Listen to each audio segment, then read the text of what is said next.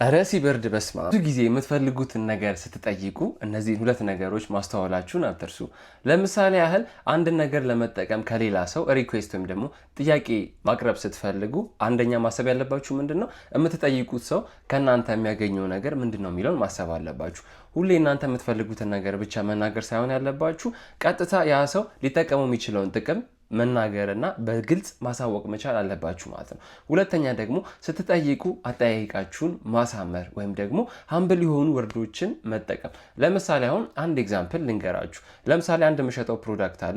አንድ ማርኬቲንግ ኤጀንሲ ጋር ሄጄ ቀጥታ ይህንን ፕሮዳክት የምሸጥበት አቅም ስለሌለኝ ፕሮሞሽን መስራት ያስፈልገኛል።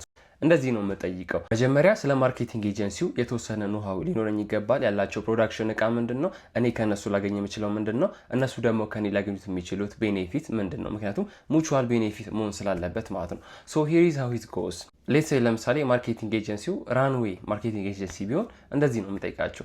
ሰላም ራንዌይ ኤጀንሲዎች እንዴት ናችሁ? ዮናታን ዘሚካኤል እባላለሁ። ሌትስ ሴይ አንድ ኩል የሚባል ፕሮዳክት እንፍጠር። ከኩል ፕሮዳክት ነበር የመጣሁት። ፕሮዳክታችን ኢትዮጵያ ውስጥ ለየት የሚያደርገው ምንድነው? የምናቀርበው ፕሮዳክት ከስተመሩ ድረስ እቤቱ ድረስ ይሄድለታል።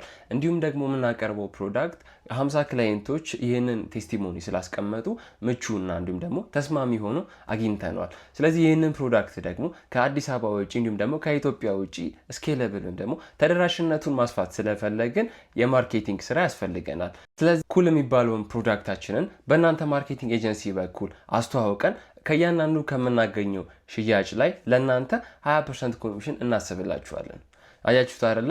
ቀጥታ ፕሮዳክቴን አወቅኩት። ፕሮዳክቴ ደግሞ ኦሬዲ ማርኬት ውስጥ ገብቶ 50 ሰው ቴስቲሞኒ ስለሰጠኝ ቀጥታ እነሱን ሊያሳምን ይችላል ማለት ነው። ሁለተኛው ደግሞ ቀጥታ ለእነሱ ቤኔፊት ያቀረብኩት ምንድነው?